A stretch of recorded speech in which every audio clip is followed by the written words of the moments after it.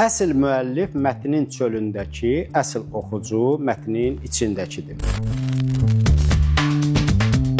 Oxuduğumuz kitab sonuncu səhifəsindəmi bitir? Bitmirsə davamı hardadır? Umberto Eco Şərh və Sonsuz Şərh kitabında mətnin özü-özlüyündə tənbəl bir mexanizm olduğunu söylər və iddia edirdi ki, mətn sürəkli onu öz şərhləri ilə bizləyən, funksionallığını işlək saxlayan bir oxucuya ehtiyac duyur. Yəni, oxucu mətn arzuladığı kimi, mətn də oxucu arzular. Onlar bir-birini tapmadıqda hər ikisi tənbəllikdən ölür. Eko yazır ki, bunu bildiyi üçün hər bir müəllif yazı prosesində bəri başdan mətni diri saxlayan, mətn daxili, nümunəvi bir oxucu uydurur beynində və bu nümunəvi oxucu öz şərhləri ilə müəlliflə bərabər mətni əvvəldən axıra kimi təftiş edir. Əsl oxucu da mətnlə birlikdə doğulan həmin o mətn daxili oxucudur ki, onu da müəllif özü yaradır beynində, kölgə oxucu olaraq. Bu prosesdən belə bir sual ortaya çıxır.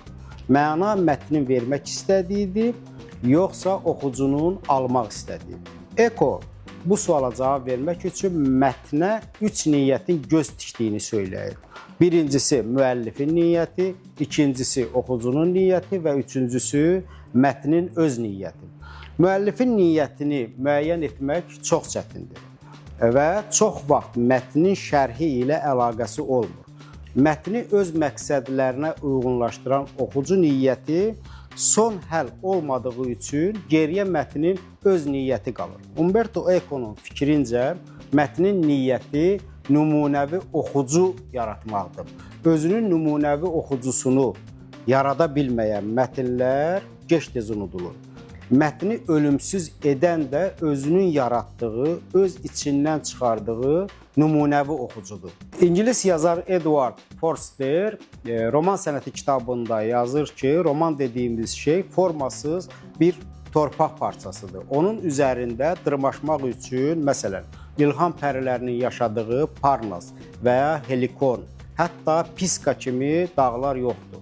Forster deyir ki, romanı konkret bir formanın içinə pərçimləmək və o formadan kənarda olanı roman saymamaq ədəbi mühafizəkarlıqdır. Mətnin sonsuz şərhi kimi sonsuz forması da mümkündür.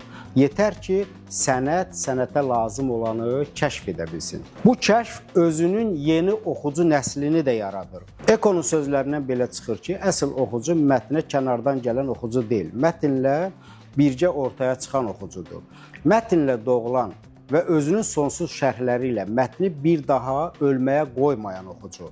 500 ildən artıqdır ki, Füzulini öz şərhləri ilə zamandan zamana ötürən oxucu.